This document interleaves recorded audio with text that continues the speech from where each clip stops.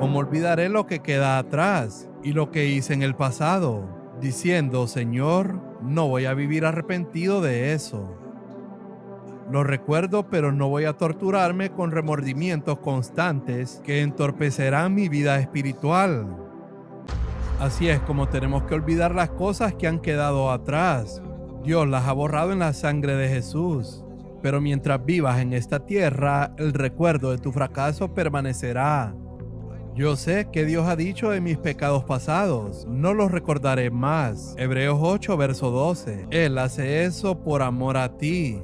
Dios guarda eso en tu memoria. En primer lugar, para evitar que lo hagas de nuevo. Y en segundo lugar, para mantenerte humilde.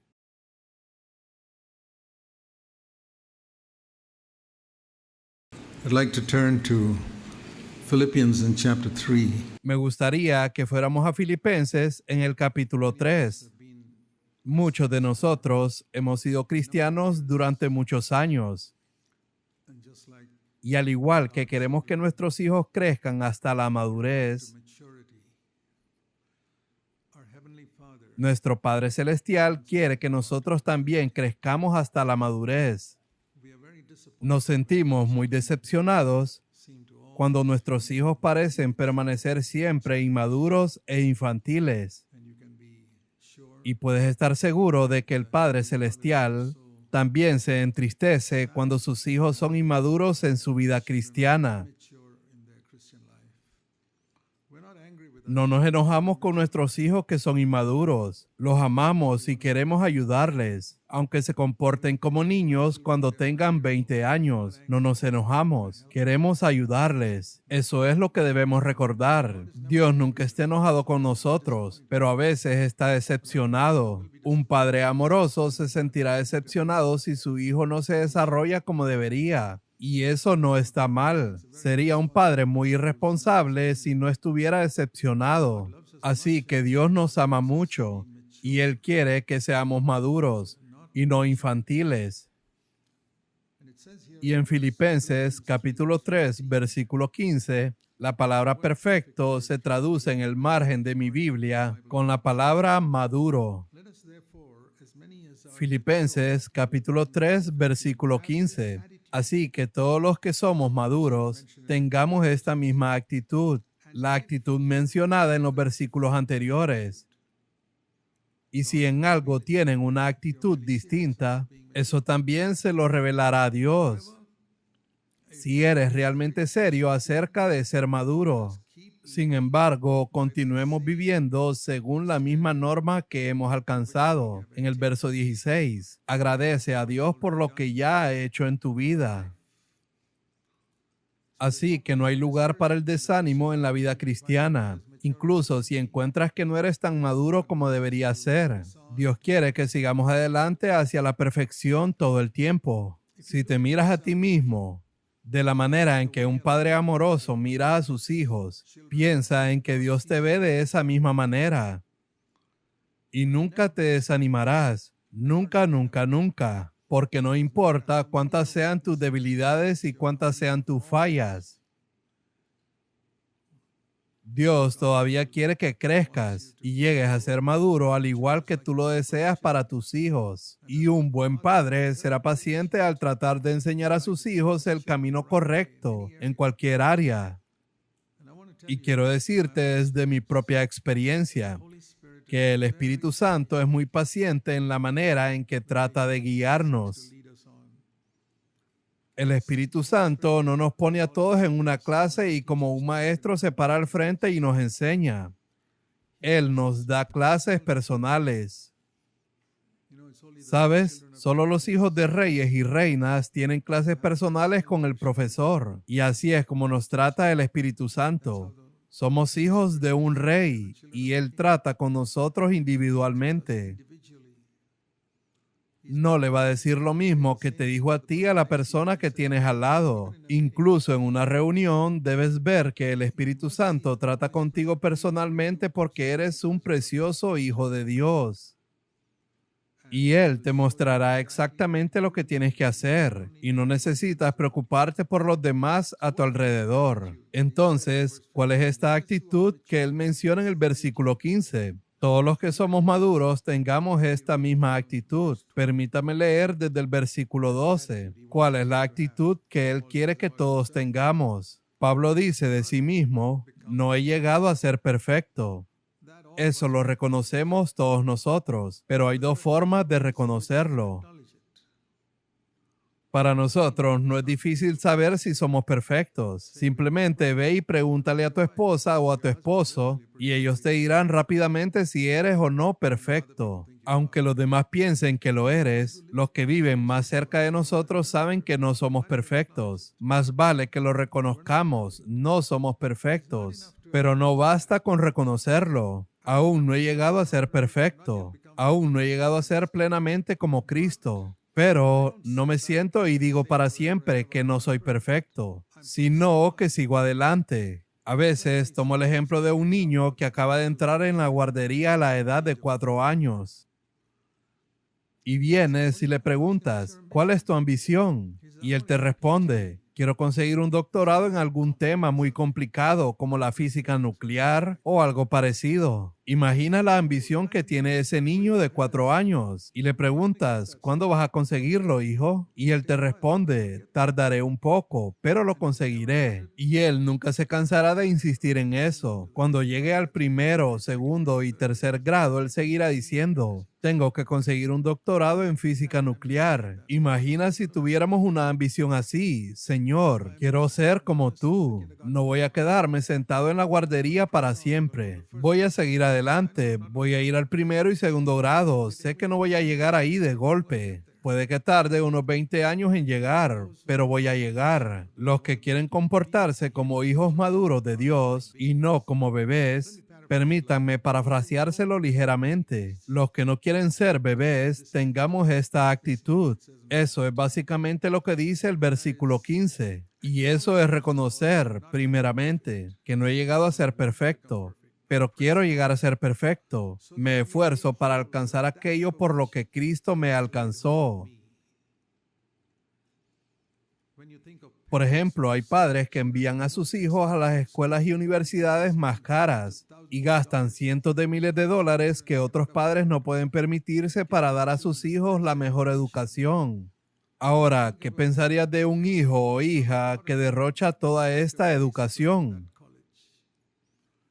Creo que muchos hijos de Dios son así. Cristo ha pagado un gran precio con el fin de que podamos obtener una educación espiritual, la cual vale mucho más que los cientos de miles de dólares que un padre puede gastar en una universidad. Y por esa educación espiritual debemos ser cada año más y más como Cristo. Así que no solo debemos sentarnos y decir, no soy perfecto. Ese es el primer paso.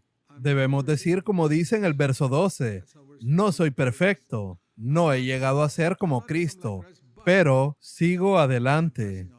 Si dices, pero sigo adelante, entonces estás bien. Pero qué triste cuando solo te sientas y dices, bueno, no soy perfecto. He oído a creyentes hablar así cuando alguien les corrige en algo. Alguien les dice, hey, esa no es la forma en que debes comportarte. Y ellos responden, bueno, no soy perfecto. Y me parece que no tienen ninguna intención de ser perfectos. Estarán en las mismas condiciones dentro de 10 años. No tienen esa actitud de, pero quiero seguir adelante. No dicen, gracias hermano por mostrármelo. Estoy muy contento de que hayas señalado algo en mí que no es semejante a Cristo. Espero que tengas ese tipo de pasión y que nunca te ofendas cuando alguien te corrija. En lugar de eso, debes estar muy agradecido. Si estuvieras haciendo mal una suma en matemáticas, digamos que en segundo o tercer curso, y tuvieras un profesor que amablemente viniera y te dijera, escucha hijo o hija, esa no es la manera correcta de hacerlo. ¿Te enojarías con ese profesor? Ese profesor no está intentando hacerte sentir mal. Él quiere que mejores. Por favor, ten esa actitud con cualquier hermana o hermano piadoso que venga y te corrija en alguna área. Muchas personas me corrigieron en mi juventud e incluso a medida que he ido creciendo, y te digo ante el Señor que estoy agradecido por cada uno de ellos. Los veo como maestros que me mostraron que había algo defectuoso en mi forma de resolver un problema y que esa no era la forma de hacerlo. Gracias porque me enseñaron. Ahora conozco una mejor manera. Y por eso estamos aquí para ayudarnos unos a otros, para avanzar hacia la perfección. Así que Pablo de nuevo repite lo mismo. No considero haberlo alcanzado ya, pero fíjate que siempre hay ese pero. Cada vez que él dice, no he llegado a ser perfecto, 2 veces en esos 2 versículos, y siempre que decimos, no he llegado a ser como Cristo, debemos decir, pero. Eso es lo que aprendimos de estos 2 versículos. No he llegado a ser como Cristo, pero esa no era la manera de comportarme allí. Pero cuando hablas con tu esposa o tu esposo y te comportaste o hablaste de una manera que no era correcta, debes decir, lo siento. Esa no es la forma en que debería haber hablado, pero va a ser diferente en los días venideros, porque busco seguir adelante hacia la perfección. Oro para que siempre haya un pero en tu vida y que reconozcas cuando alguien te muestre algo que está mal en tu vida y no te ofendas. Siempre piensa en ello como un profesor que está tratando de ayudarte a entender correctamente un problema para que tú puedas pasar a la siguiente clase. Y si la gente tiene miedo de corregirte, estás en un estado muy lamentable. Deberías estar muy abierto a la corrección. Recuerdo que hace muchos años un hermano en la India vino a verme y me dijo, hermano Zach, eres mi hermano anciano. Quiero que me hables directamente o me corrijas en lo que veas que estoy equivocado. Y lo hice. Y él se ofendió y dejó la iglesia. Eso quiere decir que él no hablaba en serio. Él esperaba que le dijera, no pasa nada malo contigo, hermano, así como todos esos predicadores tontos que solo quieren agradar a la gente y hacerlos felices porque quieren su dinero.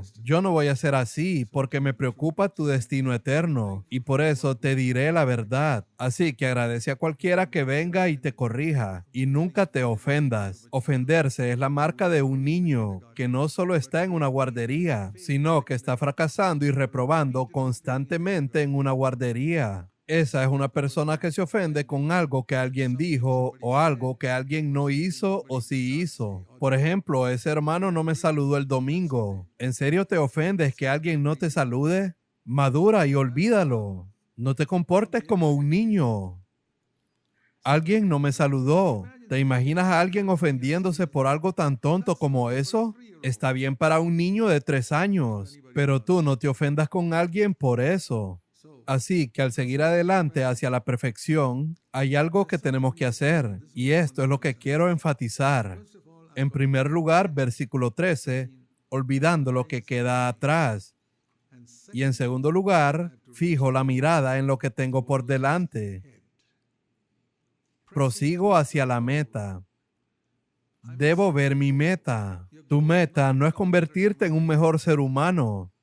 Tu meta no debe ser tener una mejor reputación en la iglesia. Siento decirte que hay gente que quiere eso. Y si te escudriñas y encuentras ese deseo acechante en tu propio corazón, de que los hermanos ancianos piensen bien de ti, eso es basura. Que tu deseo no sea impresionar a los ancianos, sino llegar a ser más como Cristo. Ya sea que los ancianos vean tu crecimiento o no. Ten esa pasión de decir, prosigo hacia la meta para obtener el premio del supremo llamamiento de Dios en Cristo Jesús. Y el llamado de Dios en Cristo Jesús no es que vayas por ahí predicando o que tengas más dones, sino que llegues a ser como Cristo en tu comportamiento, en tu manera de pensar, en tus actitudes hacia la gente, en los motivos con los que haces ciertas cosas, que tu manera de hablar sea más semejante a Cristo año tras año. Primero en casa, en tu lugar de trabajo, con tus compañeros de trabajo, con la gente en la calle, con el conductor de ese otro carro en la carretera que te irrita con su manera de conducir. Esos son los lugares donde tenemos que ser como Cristo. No solo en la iglesia. Es fácil ser como Cristo aquí. Recibimos honores por ello. Ser como Cristo cuando no recibimos ningún honor, sino porque queremos agradar al Señor. Esa es nuestra meta, el supremo llamamiento de Dios en Cristo Jesús. Pero para llegar a eso, primero debemos olvidar lo que queda atrás. Esa es una frase muy importante. Cada uno de nosotros, si miramos atrás en nuestra vida, especialmente hacia nuestros días de inconversos, antes de que llegáramos a conocer a Cristo, estoy seguro de que nos arrepentimos de un montón de tonterías que hicimos y dijimos. Definitivamente deberíamos arrepentirnos, y si se los has confesado al Señor, puedes estar seguro de que Él los ha borrado con su preciosa sangre. La sangre de Cristo hace un trabajo tremendo con nuestro pasado. Hay tantas referencias a la sangre de Cristo en el Nuevo Testamento. En el Antiguo Testamento, si entrabas en el tabernáculo o en el templo por la puerta, lo primero que veías delante de ti era un altar. Eso era lo primero. Lo demás en el tabernáculo estaba más arriba, pero lo primero que veías era el altar. Y si te fijabas, era rojo. La parte superior de ese altar estaba siempre roja, con sangre fresca todos los días, que intentaba enseñar el Señor a los israelitas la gravedad del pecado y de cómo se requería un sacrificio por su pecado. ¿Sabes? Era costoso pecar en el Antiguo Testamento porque tenías que traer una cabra. Imagínate que hoy tuvieras que traer una cabra por cada vez que cometes un pecado. Dejarías de pecar porque las cabras son caras.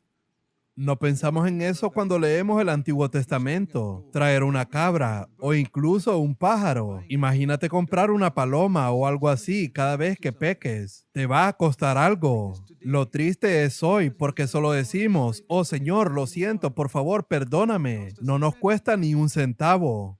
Esa es una de las razones por las que no nos tomamos el pecado tan en serio. Aquellos israelitas se tomaban en serio el pecado porque les tocaba el bolsillo. Pero debería de dolernos más a nosotros, porque el precio de nuestro pecado no es la sangre de alguna cabra, es la sangre de Jesucristo. ¿No crees que eso debería tocar nuestros corazones mucho más que un tipo que solo tuvo que traer un buey? El costo de un buey comparado con la sangre de Jesucristo. ¿Dónde está la comparación? Eso indica cuán a la ligera se toman los creyentes la purificación por la sangre de Cristo. Es un hecho. Si lo meditas y piensas en ello, te darás cuenta. He meditado mucho sobre estas cosas y mi actitud hacia el pecado ha revolucionado radicalmente en mi propia vida, porque vi el precio que había que pagar, mucho más que aquel israelí que solo tuvo que ir a comprar un buey o una cabra, mucho más que eso. Pregúntate esto honestamente.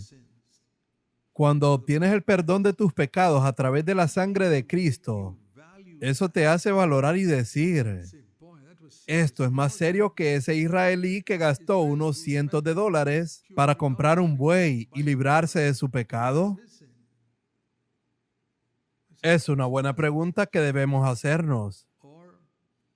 ¿O trato la sangre de Cristo como si fuera de menor valor que la sangre de bueyes y cabras? Lamento decir que algunos cristianos lo hacen, y quizás tú también. Piensa en eso.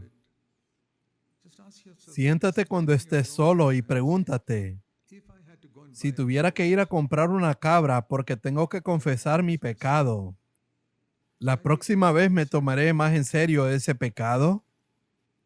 Cuando vaya a pedirle a Jesús que me limpie con su sangre, ¿cuál es la comparación? ¿Debería de tomármelo más en serio? ¿Hago eso? ¿O me lo tomo a la ligera diciendo, oh Señor, lo siento. Jesús, perdóname. Gracias por tu sangre. Adiós.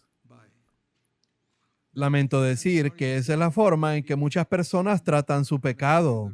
Y te diré que el resultado de eso es que nunca crecen en su vida cristiana. Y es por eso que nunca reciben más conocimiento sobre la gravedad de lo que han hecho y sobre otros pecados en su vida. Y Dios dice, no les voy a revelar las otras cosas terribles en su vida porque no se toman en serio el pecado. Si le muestro algo, Él no parece tener mucha pena por ello. ¿Por qué debería mostrarle más?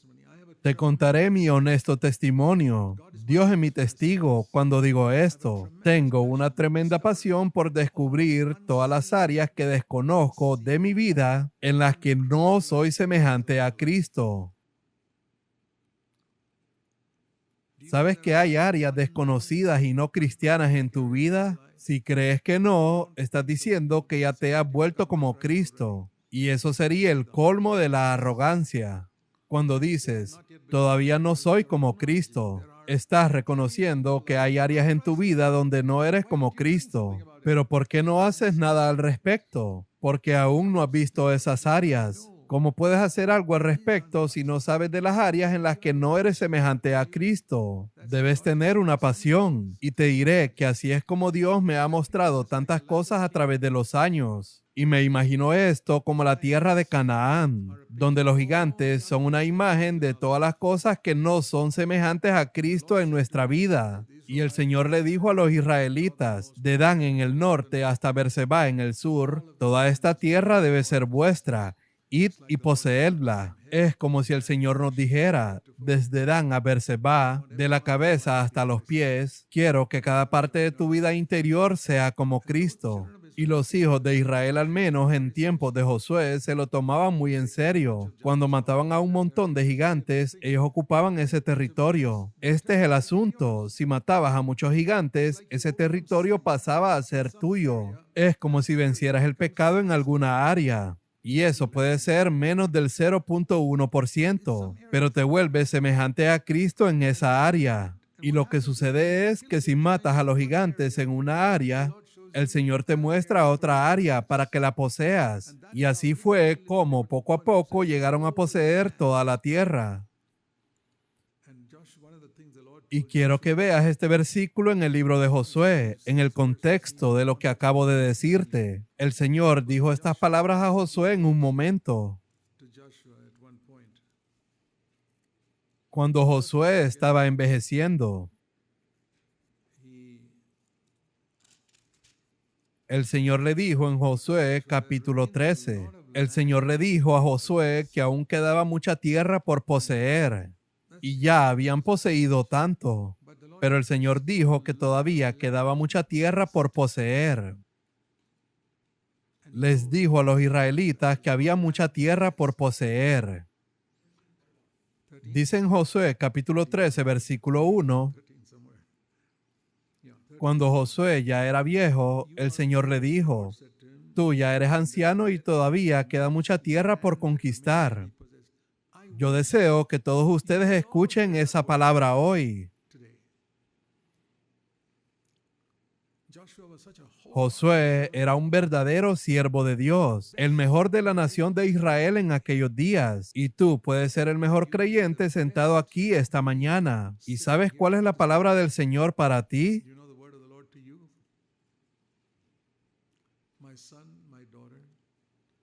Hijo mío, hija mía, queda mucha tierra por poseer en tu vida que en este momento está siendo gobernada por gigantes de la carne. Yo no quiero que esos gigantes posean esa tierra. Yo quiero que desde Dan hasta Berseba, de la cabeza a los pies, que cada parte de tu vida esté bajo el control de mi Espíritu Santo y que llegues a ser como Cristo. Y ahora me doy cuenta de que el Señor le dice a Josué, no puedes ocupar toda la tierra en un día, se necesita tiempo. Y tristemente no habían poseído todo en el momento en que Josué murió. Y si vamos al libro de Jueces, leemos así. En Jueces capítulo 2, versículo 7. El pueblo sirvió al Señor todos los días de Josué y todos los días de los ancianos que sobrevivieron a Josué, los cuales habían sido testigos de la gran obra que el Señor había hecho por Israel. Pero después de eso, en el versículo 10, también toda aquella generación fue reunida a sus padres y se levantó otra generación después de ellos que no conocía al Señor, ni la obra que Él había hecho por Israel. Entonces los hijos de Israel, versículo 12, abandonaron al Señor y se convirtieron en esclavos. Esa es la historia de muchos cristianos nacidos de nuevo. Vencen algo en su vida porque fueron desafiados. Ya sabes, como cuando habían ocupado la tierra de Jericó y algunas otras áreas. Luego de eso se detuvieron. Espero que no sea así en tu vida, mi hermano o hermana. Espero que tengas pasión cuando el Señor te diga, queda mucha tierra por poseer. Prosigo hacia la meta para obtener el premio del supremo llamamiento de Dios en Cristo Jesús, que es llegar a ser totalmente como Él. Toda la tierra desde Dan hasta Berseba debe ser ocupada para el Señor. Ni una parte debe pertenecer al diablo. Ni una parte de mi vida debe pertenecer a la carne. Debe ser enteramente del Señor. Y volviendo a Filipenses capítulo 3, versículo 13, si queremos alcanzar eso, el primer paso es olvidar lo que queda atrás. En primer lugar, olvidar todo lo que has conseguido, olvidar el progreso que hayas hecho, olvidar los gigantes que hayas conquistado.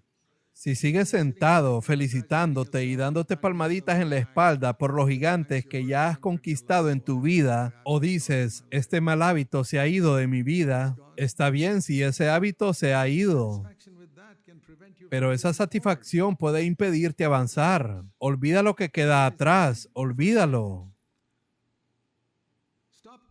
Deja de felicitarte por todos los gigantes que has matado. Deja de felicitarte por los pecados que has vencido. Eso es lo que significa olvidar.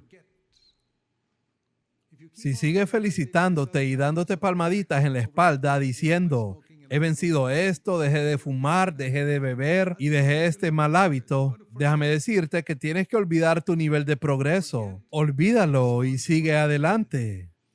Pero en esta área del olvido, hay una razón por la que necesitamos olvidar. No solo porque nos volvemos orgullosos de las áreas que hemos conquistado, sino también porque podemos arrepentirnos mucho por los fracasos que hemos cometido en nuestra vida. Y ese arrepentimiento por los fracasos del pasado puede obstaculizarte tanto como el orgullo por los éxitos del pasado. Recuérdalo. No deberíamos vivir lamentándonos por lo que hicimos en el pasado y por lo que desearíamos no haber hecho. Quiero decir, si cualquiera de ustedes es honesto, hay un montón de cosas que cuando las recuerdas dices, desearía no haberlo hecho. No hay ser humano en la tierra que pueda decir, estoy muy feliz con la manera en que viví. Todos tenemos remordimientos, especialmente en los días antes de conocer al Señor. Piensa en las cosas que hiciste antes de conocer al Señor y piensa en las tonterías que hiciste después de conocer al Señor. He hecho muchas tonterías después de conocer al Señor y eso es más grave que lo que hicimos antes de llegar a conocer al Señor. Yo lo veo de esta manera. Dije una mentira antes de venir a Cristo, antes de nacer de nuevo. Pero si digo una mentira después de haber nacido de nuevo, es como decir 1000 mentiras. No solo una, porque el pecado se vuelve, como dice la Biblia, excesivamente pecaminoso. Hay una frase como esa en Romanos capítulo 3, que el pecado se vuelve excesivamente pecaminoso. ¿Cuándo sucede eso? Por ejemplo, cuando Cristo entra en nuestra vida, Él nos da un microscopio y esa diminuta hormiga se ve como un elefante, ¿verdad? Si eso no te ha pasado, te preguntaría si realmente has nacido de nuevo. Si las hormigas del pecado en el pasado hoy no te parecen elefantes, pídele a Dios un microscopio para que te muestre lo que es realmente el pecado a sus ojos. Antes de venir a Cristo, veíamos lo que es el pecado a los ojos de los hombres. Quiero decir, incluso los seres humanos ordinarios que no son convertidos piensan que decir una mentira o comportarse de una forma grosera es malo. No hace falta ser cristiano para pensar eso. Es como una hormiga. No queremos hormigas en nuestra comida. Definitivamente no. Tampoco queremos hormigas rodando por nuestra casa. Pero cuando ves esas hormigas como elefantes arrastrándose por tu casa, hay mucha diferencia. El pecado se convierte excesivamente pecaminoso. Así que nos arrepentimos no solo por las cosas que hicimos en nuestros días de inconversos, sino también por lo que hicimos después de que nos convertimos. Y todo lo que quiero preguntarte es, según tu conocimiento, ¿has asumido la culpa? Confesar nuestro pecado significa que asumo la culpa. ¿Cuál es la diferencia? Ya sabes, la Biblia habla de en Adán y en Cristo. Bien, comparemos a Adán y a Cristo. Cuando Adán pecó, comiendo de ese árbol, ¿sabes cuál fue su siguiente pecado después de eso? Él se negó a asumir la culpa. El Señor le preguntó, ¿comiste de él? Y él no quiso reconocerlo. Él señaló a su mujer diciendo, ella es la que me lo dio. Él trató de culpar a Dios diciendo, recuerda Dios, tú eres el que me dio a esta mujer. Me diste una esposa y por eso terminé así. Hay gente que dice eso. He oído a gente decirme, hermano, es mi esposa. Ella me hace la vida muy difícil. Señor, tú me diste una esposa así y es por eso que estoy así. Si sigues diciendo eso, me pregunto si podrás entrar en el reino de Dios. Si culpas a otro por tu pecado, no estás siguiendo a Jesucristo, estás siguiendo a Adán. Cualquiera, no me importa quién sea. Si culpa a otra persona por su pecado, ya sea su esposa, su vecino o alguien en la oficina, y lo justifica diciendo, me provocaron y por eso hice esto. Sí, hay 101 maneras en las que podemos culpar a otras personas. Tú estás haciendo exactamente lo que Adán hizo en el jardín del Edén cuando Dios te pregunta, ¿tú lo hiciste? Y respondes diciendo, no, esta mujer me obligó a hacerlo, o ese hombre me provocó a hacerlo, o mis hijos me irritaron. Cúlpales a ellos, culpa a otra persona. Con eso estás diciendo que eres un hombre santo, pero otras personas hacen que peques. Eso es basura. Aprende a confesar el pecado correctamente, no culpando a alguien más. Y quiero decirte esto, si culpas a una sola persona por tu pecado, esa no es una confesión que Dios acepta. Eres como Adán, así que espero que algo cambie en nuestra vida a partir de hoy y dejemos de culpar a otras personas a nuestro alrededor, especialmente en nuestra casa o en nuestro trabajo o en cualquier otro lugar. Di, Señor, soy yo, soy yo. Contrasta eso con Cristo. Cuando Él estaba colgado en la cruz, ¿sabes lo que Él decía? Soy yo, Padre, soy yo. Él no había pecado en absoluto. Entonces, ¿por qué estaba diciendo soy yo? Es mi pecado. Tu pecado por los cuales deberíamos de haber asumido la culpa. Él dice, Señor, soy yo, castígame. Y Dios lo hizo. Él lo abandonó. Imagínate que hicieras algo terrible en la oficina o en otro lugar que lastimó a los demás y alguien va y toma la culpa por ti en alguna cosa pequeña. Por ejemplo, alguien en tu trabajo toma la culpa y paga $100,000 que tú deberías haber pagado. ¿Cuál sería tu actitud hacia él? ¿Sabes? Eso es lo que Jesús hizo en la cruz. Porque seguimos señalando a otros como Adán. Fue mi esposo, o fue mi esposa, o fueron mis hijos. Y por eso me comporté así. Jesús dijo, está bien, no tengo a nadie a quien culpar. Hay un poema que leí hace mucho tiempo acerca de cómo el hombre siempre tiene dedos señalando a alguien más por lo que hicieron mal. Pero en la cruz, Jesús no podía señalar a nadie. Sus manos fueron clavadas. Él no podía señalar a nadie como Adán. Él clavó esos dedos señaladores en la cruz y quiero instarte a que hagas eso. Esto es lo que significa ser crucificado con Cristo. No puedo señalar con el dedo a nadie porque mis palmas están crucificadas. ¿Es eso cierto en tu vida? Quiero desafiarte. Solo te estoy diciendo lo que el Señor me ha hablado a mí. No soy diferente a ti. Conozco cada pecado que has cometido porque mi carne también es como la tuya. Sé en qué estás tentado. Sé en qué fallas porque mi carne es la misma que la tuya. No tengo que ser profeta para saberlo. Y sé que apuntas a los demás porque yo mismo lo he hecho. Pero he buscado con todo mi corazón tener mis dedos crucificados. Eso es lo que Jesús decía al final del Sermón del Monte. Él dijo tantas cosas asombrosas en el Sermón del Monte. Era un estándar mucho más alto que el de la ley del Antiguo Testamento. Y al final él dijo, ahora que has escuchado este alto estándar, no lo uses para juzgar a otros. ¿Te has dado cuenta de eso en el Sermón del Monte? Por ejemplo, la ira es igual al asesinato. Mateo capítulo 5, versículo 21 y 22. Codiciar con los ojos equivale a cometer adulterio. Del versículo 28 en adelante. Buscar honor cuando oramos en público es idolatría. Buscar honor cuando das dinero a Dios y querer que todo el mundo lo sepa es idolatría.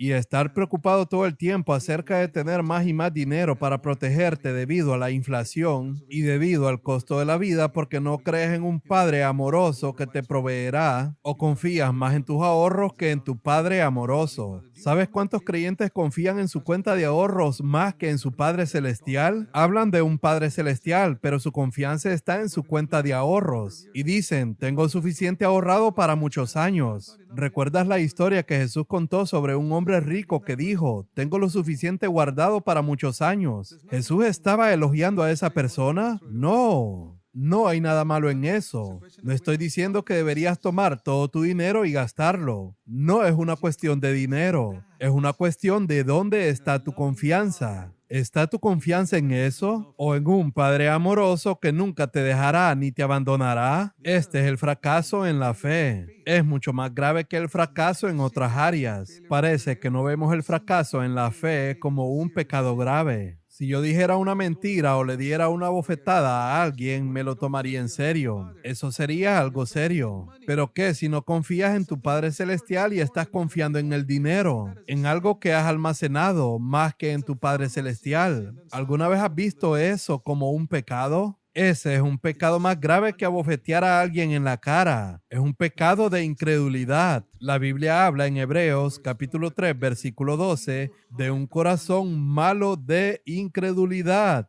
Vayamos a ese versículo para que nunca lo olvides. Hebreos capítulo 3,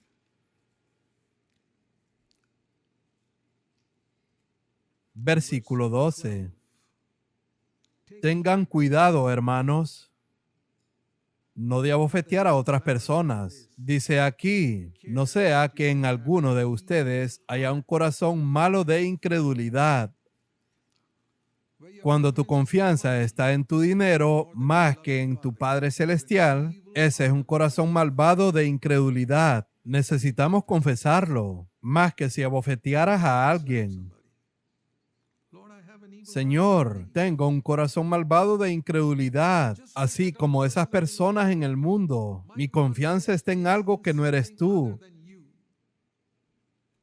Perdóname. No se trata de lo que tienes o lo que no tienes. Se trata de dónde está tu confianza. Así es un corazón malo de incredulidad. Esto te hará alejarte del Dios vivo. Y cuando pensamos en alejarnos del Dios viviente, pensamos en dejar de ir a la iglesia y decir, Jesucristo no es Dios. No, no, no, no. Cuando no estás progresando espiritualmente año tras año, déjame decirlo de nuevo, cuando no progresas espiritualmente año tras año, lo sepas o no, te has alejado del Dios vivo.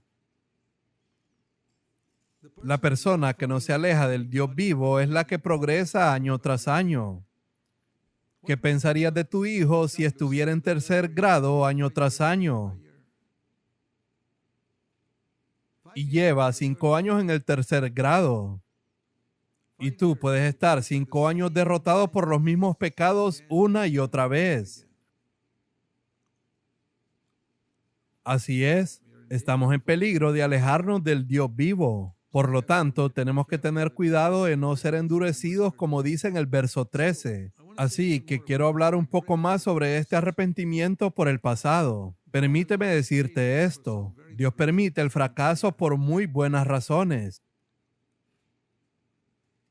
Pablo tenía un aguijón en la carne, por la que oró al Señor para que se la quitara. Y el Señor le dijo que no se la quitaría porque así lo mantendría humilde. Era una especie de enfermedad física. Personalmente creo que fue algún tipo de infección en sus ojos, de la cual nunca se curó y era repulsivo porque ese pus salía de sus ojos todo el tiempo y él dijo, Señor, quítamelo. Pero al Señor no le plació quitárselo. Él le dijo, Pablo, eres un siervo de Dios tan poderoso que estás en peligro de volverte orgulloso. Así que tengo que darte algo para humillarte. Esto te humillará y cuando te levantes a predicar, la gente te verá y no pensará tanto de ti.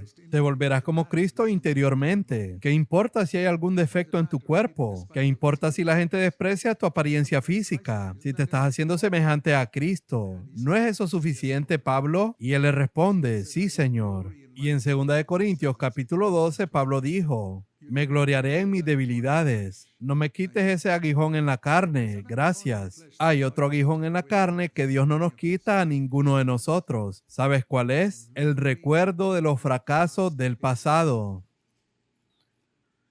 ¿Alguna vez has orado a Dios diciendo, deseo que elimine de mi memoria todos esos incidentes de fracaso en mi vida? Bórralos completamente para no tener recuerdo de las áreas en las que fracasé.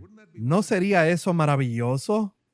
A veces he orado a Dios diciendo, Señor, las cosas que he hecho desde que era un niño, desearía que fueran borradas y que las únicas cosas que quedaran en mi memoria fueran todas las cosas buenas semejantes a Cristo que he hecho. Pero Dios no hace eso. Él permite la memoria de las cosas que hicimos cuando teníamos 10 o 5 años de edad. Las cosas tontas y egoístas. Tengo casi 82 años, pero mi memoria todavía puede recordar las tonterías que hice cuando era pequeño. Y estoy seguro de que en tu caso también es así. Sé cómo son todos los seres humanos porque sé cómo soy yo. Y deseamos que todo eso sea borrado. Piensa en los pecados graves que hemos cometido. Ahora piensa especialmente en los que se vuelven 1000 veces más graves después de haber nacido de nuevo. Y tú deseas no haberlo hecho y tu arrepentimiento ha sido genuino. La sangre de Cristo los ha borrado completamente y Dios ha dicho acerca de esos pecados, no los recordaré más. Yo sé que Dios ha dicho de mis pecados pasados, no los recordaré más. Hebreos 8, verso 12. Así que no tengo ningún sentimiento de culpa, ni siquiera un poco de culpa en mi corazón, porque la sangre de Jesús se ha encargado de todo. Pero también he deseado que se fuera ese recuerdo. Pero al Señor le ha placido no quitar su recuerdo. Eso es un aguijón en la carne. Ya sabes, es como una espina que siempre está pinchándote. Es un aguijón en la carne, el recuerdo de esas tonterías que hice antes de nacer de nuevo y después de nacer de nuevo. Y no importa cuánto ore, como Pablo oró diciendo, quítalo, quítalo. El Señor dice que no. Y entonces Pablo pregunta, ¿por qué? Porque te mantendrá humilde. Ahora escucha esto, mi hermano y hermana. Él hace eso por amor a ti. Dios guarda eso en tu memoria. Así que no podemos quitarlo. Entonces, ¿cómo olvidaré lo que queda atrás y lo que hice en el pasado? Diciendo, Señor, no voy a vivir arrepentido de eso. Lo recuerdo, pero no voy a torturarme con remordimientos constantes que entorpecerán mi vida espiritual.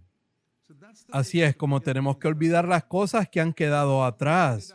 Dios las ha borrado en la sangre de Jesús. ¿Cuáles son las cosas que realmente te perturban cuando recuerdas tu vida pasada?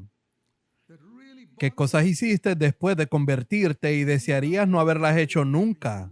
Y quisieras que alguna parte de tu vida pudiera ser simplemente borrada. Él te ha perdonado, pero el recuerdo de eso está ahí. Permanecerá allí hasta que Jesús venga. Creo que en el cielo será borrado. Creo que así será. No lo recordarás en el cielo. Esa parte de nuestra memoria será eliminada en el cielo. Pero mientras vivas en esta tierra, el recuerdo de tu fracaso permanecerá. En primer lugar, para evitar que lo hagas de nuevo. Y en segundo lugar, para mantenerte humilde. Para que tengas más cuidado en situaciones similares para que no vuelvas a hacerlo. Pero debemos olvidarlo, en el sentido de que no debo azotarme ni afligirme, tratando de castigarme. No, Cristo ha tomado el castigo de todo esto. No tienes que afligirte por nada que hayas hecho en el pasado. Esa es una idea pagana, el castigarse a sí mismo. Hay gente que hace eso por su pecado. Se golpean a sí mismos, ruedan por el suelo y hacen todo tipo de cosas. Hay cristianos que mentalmente hacen eso por sus fracasos pasados. No puedes tomar el castigo por tu pecado. Es inútil azotarte a ti mismo. Cristo recibió azotes por ti. Él los tomó completamente. Él murió por ti. Él fue azotado y golpeado. Y ahora tú no necesitas que te azoten. Olvídalo. Pero esto te mantiene humilde. Y si te lo tomas así, yo creo que Dios puede hacerte progresar en tu vida. Acaba con el arrepentimiento por el pasado y deja que ese arrepentimiento te aliente. A veces les digo a los jóvenes algunas de las verdades que comparto con ustedes acerca de una vida de victoria que descubrí cuando tenía casi 36 años, 16 años después de haberme convertido. Ojalá lo hubiera sabido tan pronto como me convertí, cuando tenía 20, pero no había nadie a mi alrededor en ninguna iglesia que me dijera el tipo de cosas que les estoy diciendo en estos días. Nadie, en ninguna iglesia a las que asistí. Y luché, fracasé, me levanté y me desanimé. Busqué a Dios para ser lleno del Espíritu Santo y para estudiar su palabra a profundidad. Y después de 16 años, finalmente conseguí que mis ojos fueran abiertos para ver la verdad. Así que les digo a los jóvenes, ustedes tienen 17 o 18 años y ya han comprendido lo que descubrí yo cuando tenía el doble de su edad. Así que, estrictamente hablando, deberían de ser capaces de hacer un progreso mucho mayor en sus vidas cuando tengan la edad que yo tengo hoy en día. Por ejemplo, tener una mayor semejanza de Cristo en la utilidad para Dios y eficacia en su servicio, mucho mayor que lo que yo he hecho, porque empezaste antes, a tus 15 o 16 años. Yo empecé a los 36 años. Comencé un poco tarde para correr esta carrera. Pero te digo que puedes estar muy por delante de mí, pero dudo que me ganarás en esta carrera. Y te diré por qué. Porque lamento mucho las tonterías que hice. Pero hoy estoy corriendo muy rápido para recuperar el tiempo perdido. Y les digo a los más jóvenes, ustedes no están corriendo rápido. Se lo están tomando con calma porque conocen estas verdades con facilidad y nunca hicieron todas las tonterías que yo hice. Gracias a que estás en una buena iglesia, nunca hiciste las tonterías que yo hice. Desde los 15, 16, 17, 18, 19, 20, 21 años. Nunca hiciste las tonterías que todos hicimos. Así que no te arrepientes de nada. Lo siento, no estoy diciendo que debas hacer esas cosas. Pero ¿por qué no puedes correr y decir, Señor Jesús, quiero saber más acerca de cuánto sufriste para quitar mi pecado? Eso es lo que tienes que hacer. No estoy diciendo que tengas que hacer las mismas tonterías que hicimos. Los que son padres quisieran que sus hijos hicieran las tonterías que tú hiciste cuando eras joven. ¡No! Ninguno de nosotros quiere que nuestros hijos hagan las tonterías que hicimos cuando éramos jóvenes, pero sí queremos que sean apasionados en seguir al Señor. Y oro para que sea así. No dejes que el arrepentimiento por el pasado te detenga. Por ejemplo, debe ser como una cortina que cae detrás de mí mientras avanzo. Y cuando miro hacia atrás, veo una cortina. No puedo pensar en nada que haya pasado atrás. No puedo ver lo que logré, no puedo ver las tonterías que hice, no puedo verlo. Olvido las cosas que quedaron atrás. Olvido lo que he hecho por el Señor. Olvido completamente todas las tonterías que he hecho. Yo digo, Señor, solo voy a mirar al frente. Ningún hombre gana una carrera de 100 metros mirando hacia atrás para ver cuánto ha recorrido o para ver qué es mejor que los demás. Esa gente siempre perderá. Una persona que va a ganar una carrera siempre va a mirar al frente buscando la línea de meta. Y básicamente eso es lo que quiero decir, queridos hermanos y hermanas. Por favor, miren solo hacia la línea de meta. No mires atrás para ver cuánto terreno has recorrido. Eso no es importante. No mires atrás para ver los lugares donde tropezaste. Olvídalo.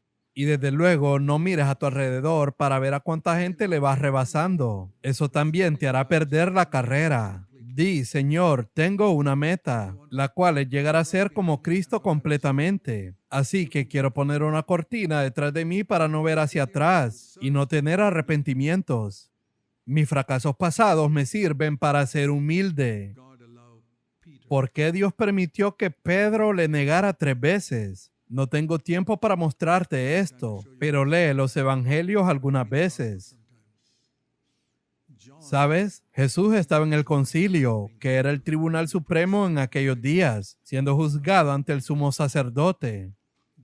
Juan el apóstol era pariente del sumo sacerdote. Él podía entrar por la puerta ya que él estaba relacionado con el sumo sacerdote. Y Pedro llegó allí y el portero le preguntó, ¿quién eres tú? Y vino Juan y habló con el portero y metió a Pedro dentro. Un solo acontecimiento que hizo que Pedro negara al Señor.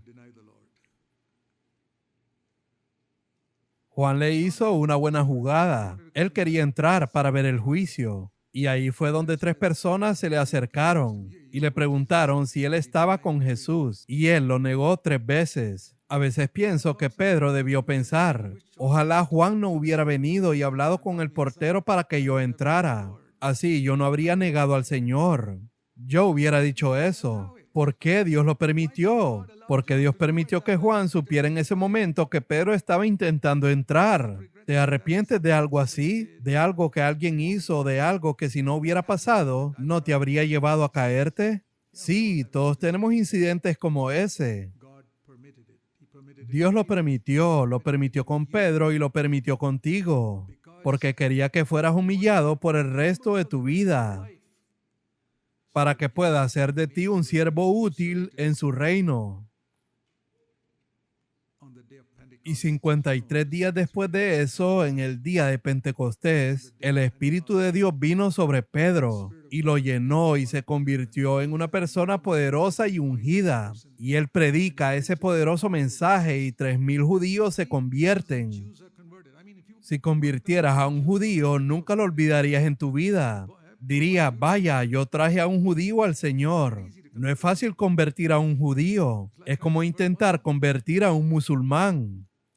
3,000 de ellos se convirtieron en un sermón de 15 minutos. ¿Te imaginas el peligro que tenía Pedro de volverse orgulloso? Y que la gente viniera y le diera palmadas en la espalda diciendo, oye Pedro, eso estuvo genial, hermano. Él no podía volverse orgulloso porque diría, ¿sabes lo que hice hace 7 semanas? Eso lo humilló permanentemente toda su vida. Se recordó a sí mismo como el hombre que negó al Señor en el momento de la prueba. ¿Pudo él olvidarlo? En cierto sentido, nunca podría olvidarlo, pero no le trajo tanto pesar a su vida como para dejar de servir al Señor.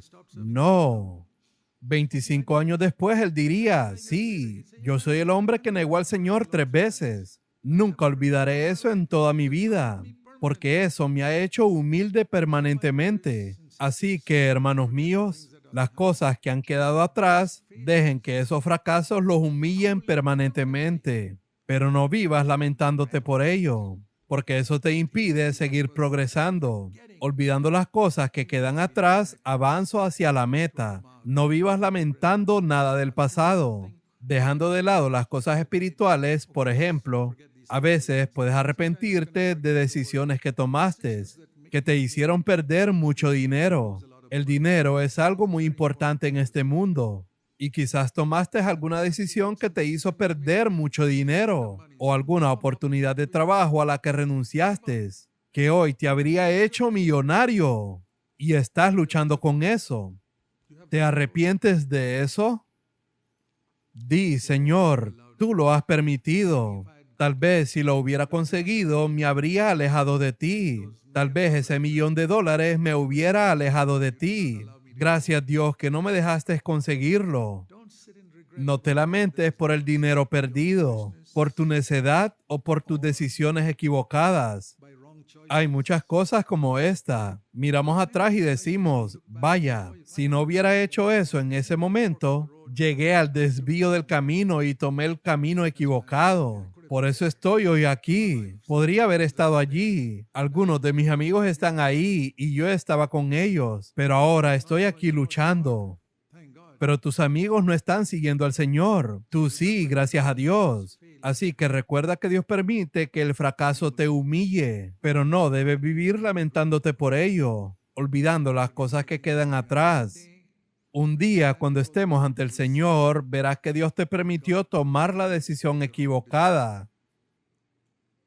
Pienso en incidentes de mi vida en los que Dios me permitió tomar una decisión equivocada o en algo que me hizo sufrir algún tipo de pérdida terrenal, no espiritual, y digo, gracias, Señor.